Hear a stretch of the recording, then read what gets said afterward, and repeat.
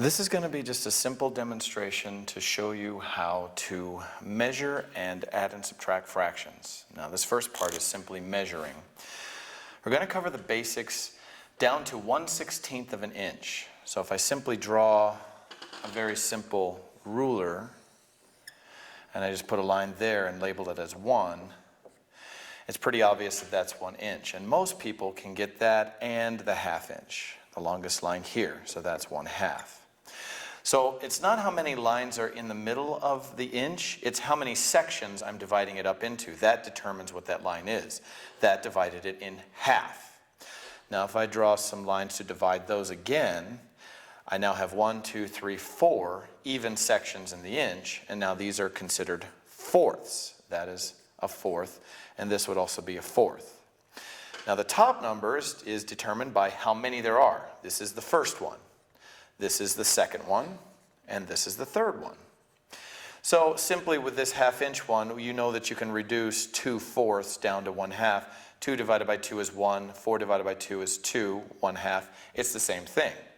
Now if I divide them again, slightly shorter lines, now I've divided the inch into 1, 2, 3, 4, 5, 6, 7, 8. So each one of these represents 1/8 of an inch. And I draw those on like that.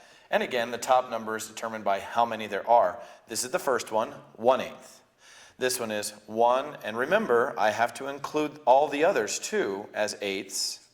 So I can't just get away with, well, let's put that up a little bit higher, with just doing the short lines. This is 1/8. That would be 2/8. Get that a little darker. 3/8, that's that one. 4/8, 5, 6, and 7/8. And then if I continued on here, that would be either 1 or 2/2 or 4/4 or 8/8. But we'll get into that some other time. So 1, 2, 3, 4, all the way up to 8/8. 7/8 is right here, and then 8/8 would be the next one. But again, these can all reduce. This would reduce down to 1/4.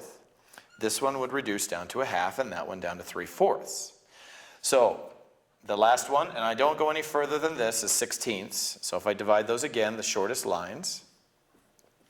Of course, now there are 16 little white sections. So 1, 2, 3, 4, all the way up to, and that would be my 16th empty section.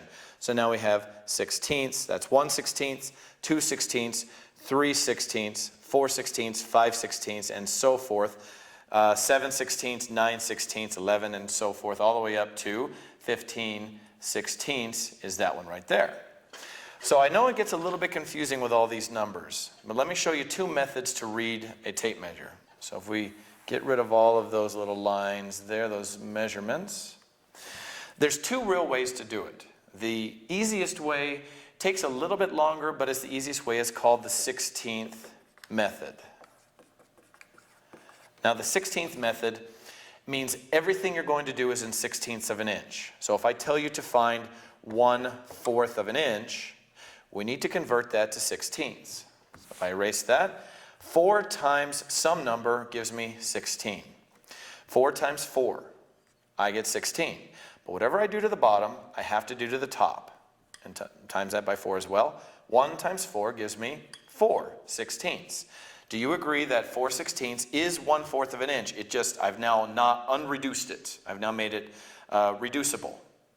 So now simply, every line here represents another 16th of an inch. So all I have to do now is count up 4. 1, 2, 3, 4, and that is 1/4 of an inch. It is 4/16, but I have to reduce it to 1/4. So let's try another simple one. Let's say we're after, 3/8. The 16th method, times by some number will give me 16. Times it by the same number gives me something else. 8 times 2 gives me 16. 3 times 2, because they have to be the same, gives me 6. So now 3/8 is 6/16, and now I just count up 6 of them. 1, 2, 3, 4, 5, 6, and that is indeed 3/8 of an inch. Now if I give you a 16th, that makes it much simpler. If I just say find 15/16, it's already in 16ths. I don't have to convert it. I'll just count up 15 lines, and that will end up right here. Now there's a little bit of a shortcut to that. You can either go one of 2 ways. Right here, this is 8/16. 1/2 an inch is 8. Half of 16 is 8, so that's my half inch. So I can go 8, 9, 10, 11, 12, all the way up to 15. Or I can go here. 1 inch is 16 sixteenths. So that reduces down to 1. So if I go 16, 15, there. Now I'm down to 15 sixteenths. Whichever way you choose works fine. If you do end up just wanting to go all the way up from 1 to 15, that's great too. You'll still be right. So that is the 16th method, converting everything to sixteenths of an inch. Even if you end up with something like 1 and 1/2, all you need to do is deal with the fraction. Times some number would be 8, gives me 16. Times it by 8 gives me 8 over 16. So now it is 1 and 8 sixteenths. So it would be 1, and now count up your 8 and you'd end up over here. It would still be the half inch mark, but you'd be in the 1 inch section. But it's done exactly the same. Now the other method is called the line length. Now the line length method is a little bit faster. It just means that you already know that determined on the length of each line, you already know the denominator. So if I simply go through this part again, the longest line in the ruler, in the inch, is a half inch. So they're pretty long. So I know that that is 1/2. The next length of lines, I just multiply that by 2, and I get 1/4, would be fourths. They're a little shorter. Those are my fourths. 1/4, 2/4, 3/4. The next length of line would be eighths. There's 1/8, 2/8, 3, 4, 5, 6, 7/8, and 8/8. And then the last one, of course, is sixteenths, the shortest ones. So there's my 16th marks, and they are the shortest. Now, if I tell you to find 3/16, I already know immediately that it's going to be one of the shortest lines. So I know it's one of these really short ones. And the trick is you just count up 3 lines of all of them of that length line or anything taller. Now in this case, because it's a 16th, it'll be every line. They're all taller. So it'll be 1/16, 2/16, 3/16, and there it is. Now, if I give you a different one, say 3/4 of an inch, 1/4 of an inch, half is the longest, fourths are my next longest. So I know it's one of these two.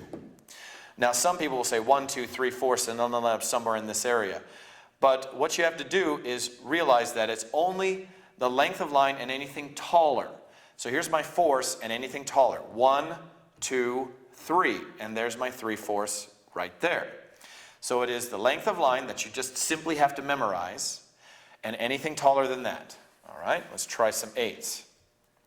7/8 of an inch. So I know 1/8 of an inch is my second shortest line, or my third tallest, however you want to say it.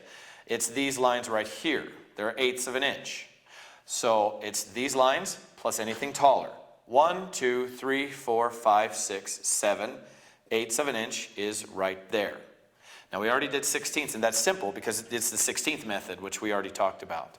So if you can determine and remember that the half inch is the tallest, quarters are the next tallest, then eighths, then sixteenths, it's a little bit faster because you can look at it and immediately know which is which. You can already find it.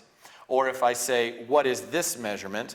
I know that that's the third longest line. I know it's 1/8 of an inch. I just don't know how many eighths that is. And you count up that plus everything. 1, 2, 3, 4, 5 eighths. There. Or this one right here, it's the shortest one. I know it's a 16th. And count up all of them all the way up, and you'll end up at 15. Or simply go 16, 15. Or something like this. I know that that's my 1/4 inch mark because it's my second longest. And just how many quarters are there? It's just that length of line and anything taller, so it's only 1. Nothing else is taller past this. 1/4. So if you can determine line length method, it is a lot faster, but I found students tend to make more mistakes. 16th method is a little slower, but you are methodical. You're going through every single line and counting them up every time. So the next section will be on adding and subtracting fractions.